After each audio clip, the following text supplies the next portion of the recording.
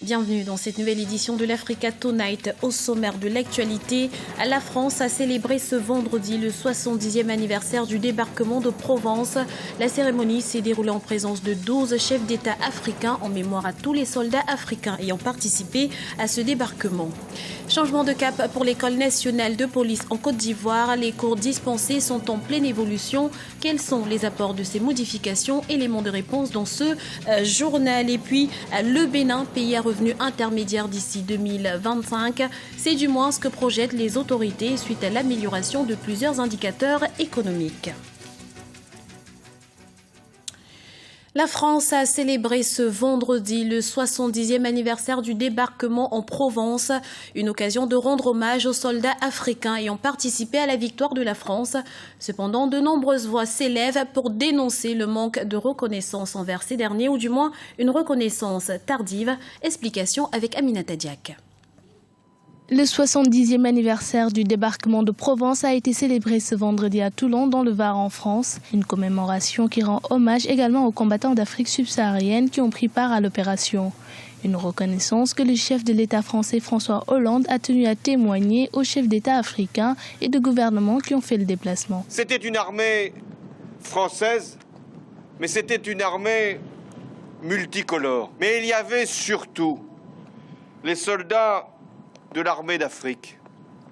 Les soldats qui venaient de ces territoires qui s'appellent aujourd'hui le Bénin, le Burkina Faso, le Cameroun, les Comores, le Congo, la Côte d'Ivoire, Djibouti, le Gabon, la Guinée, Madagascar, le Mali, la Mauritanie, le Niger, la République centrafricaine, le Sénégal, le Tchad et le Togo. C'est cette armée-là qui a chassé les nazis de France. Et je voulais ici vous en rendre hommage. À la jeunesse d'Afrique, je veux lui dire que nous n'avons pas oublié le sacrifice des anciens et que la France sait ce qu'elle leur doit. Cependant, pour Marie-Thérèse Altermat-Niogol-Massigne, ces honneurs aux combattants africains ne répondent toujours pas aux promesses faites par la France après la guerre et aux critères d'engagement de ces derniers dans les troupes. Moi, je suis outrée, je suis scandalisée parce que 70 ans après avoir versé le même sang, après avoir payé lourd tribut, on fait les commémorations.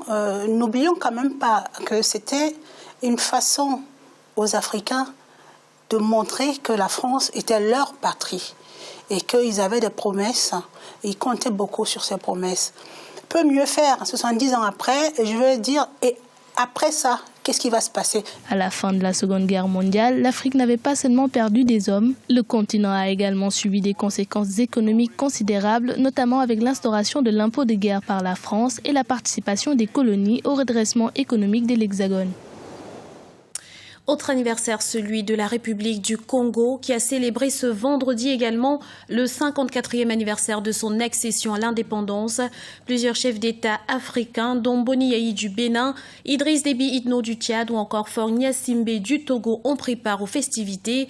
Des festivités couplées cette année aux 10 ans de la municipalisation accélérée, programme dont le but est de doter le Congo en infrastructures de base. Report du dialogue intermalien initialement prévu pour le 17 août prochain. La seconde phase des négociations d'Alger a été reportée au 1er septembre 2014. Une décision prise à la demande des parties prenantes qui souhaitent disposer de plus de temps pour parachever leurs consultations. Mais pour certains observateurs, derrière ce report se cachent bien d'autres problèmes. Explication avec Aminata Diak. La seconde phase des négociations de paix entre les groupes armés du nord du Mali et le gouvernement initialement prévu à Alger le 17 août 2014 a été reportée au 1er septembre. Une décision qui, selon la diplomatie algérienne, permettra aux parties concernées de disposer de temps suffisant pour mener les pourparlers dans un climat serein et constructif. Cependant, pour certains observateurs de la crise malienne, les dissensions au sein des groupes armés constatées ces derniers temps pourraient bloquer la poursuite des négociations. Après le premier round de négociations à Alger, au retour, les différents groupes armés ne se sont pas bien compris par rapport à la démarche à adopter. Il y a eu 2 ou 3 rencontres à Gao au nord du Mali. Donc les groupes armés se sont rencontrés pour essayer d'avoir une plateforme commune qui vont défendre à Alger. Mais à leur fin, il y a toujours des dissensions et même ils n'arrivent pas à s'entendre en tout cas sur le contenu de cette plateforme. Donc, ce qui fait qu'il y a non seulement problème au sein des groupes armés, mais aussi il y a problème entre les groupes armés et les autres groupes, c'est-à-dire les milices et les groupes de défense, qui veulent prendre part aux négociations. Selon Ibrahim Koulibaly, les groupes armés et les autorités maliennes devraient créer les conditions adéquates afin de parvenir à un consensus pour une paix durable au Mali. À mon humble avis, c'est pas très compliqué. C'est qu'on revienne à la case de départ, que tous les acteurs qui étaient en Algérie reviennent autour de la table de négociation avec les mêmes intentions. Que la feuille de route consensuelle qui a été adoptée à Alger, que cette feuille de route soit les documents de base du travail pour tout le monde. Donc, tant que cette feuille de route n'est pas contestée, moi je pense que les dissensions internes peuvent être rapidement aplanies. C'est à l'Algérie de jouer de tout son poids pour que tout le monde revienne en tout cas autour de la table de négociation à Alger. Les négociations devraient aboutir à une troisième phase. Cette étape devrait permettre aux deux parties d'aller au fond des problèmes et d'obtenir un préaccord avant la signature d'un accord de paix définitif. Le Bénin aurait de fortes chances de passer du statut de pays les moins avancés à celui de pays à revenus intermédiaires d'ici à 2025, une projection des autorités basée sur l'amélioration de plusieurs indicateurs tels que le taux de croissance économique et le taux de pauvreté, entre autres. Reportage de Chirelio Atawema, commentaire Khadija Sfar. Intégrer le cercle des pays à revenus intermédiaires à l'horizon 2025, telle est la projection des autorités béninoises. Une projection qui repose sur l'étude des indicateurs de développement du pays, alors qu'à la fin de décembre 2013, le taux de pauvreté de 35,2% du Bénin constituait le plus bas de l'Union économique et monétaire ouest-africaine. La croissance estimée à 5,6% en 2013 est projetée à 7% d'ici fin 2014. Des statistiques qui annoncent de bonnes perspectives socio-économiques pour le pays. 14 pays sont sur la bonne voie de l'évolution vers leur graduation, leur passage de pays, du statut de pays moins avancé au statut de pays à revenus intermédiaires. J'ai l'honneur et la fierté de vous annoncer que le Bénin fait partie de ce bloc des top 14 qui pourrait éventuellement graduer. Cela suppose que nous devons redoubler d'efforts. Malgré ces projections économiques de bon augure, de nombreux défis se présentent au Bénin, notamment la réticence à la régularisation des acteurs du secteur informel.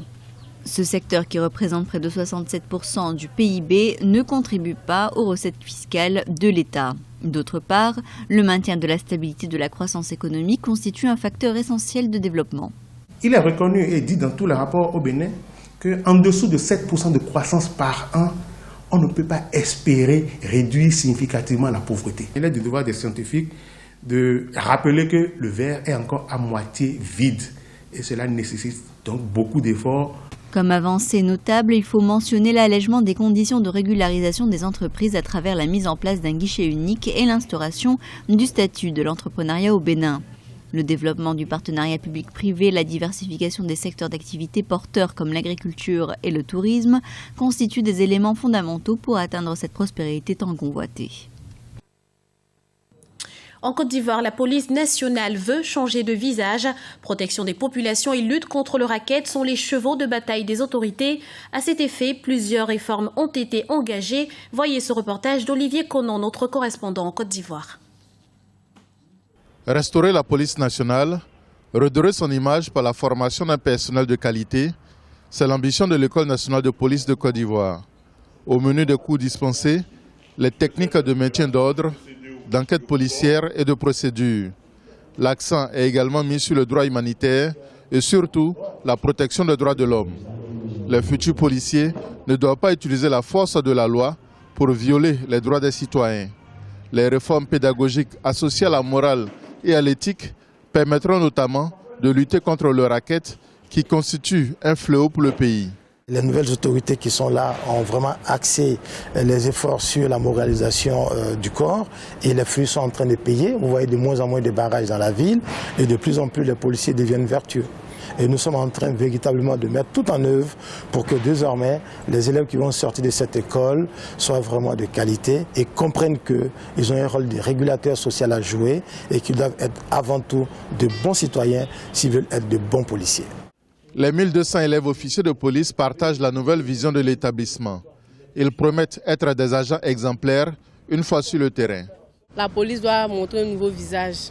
Donc c'est une bonne chose pour la nouvelle formation qui va sortir. Je crois qu'avec cette nouvelle formation-là, ça sera possible. Avec nous, le racket, ce sera fini. La nouvelle police arrive de rester serein. Nous sommes là. Voilà, ils peuvent compter sur nous. Voilà, nous sommes disponibles. Et dans quelques années, ils verront les résultats. L'enjeu des réformes initiées par l'École nationale de police, c'est de mettre fin à terme aux rackets des forces de l'ordre. Selon une étude de la Banque mondiale, le racket fait perdre chaque année au pays environ 150 milliards de francs CFA. Des sommes extorquées aux chauffeurs des véhicules de transport de passagers et de marchandises.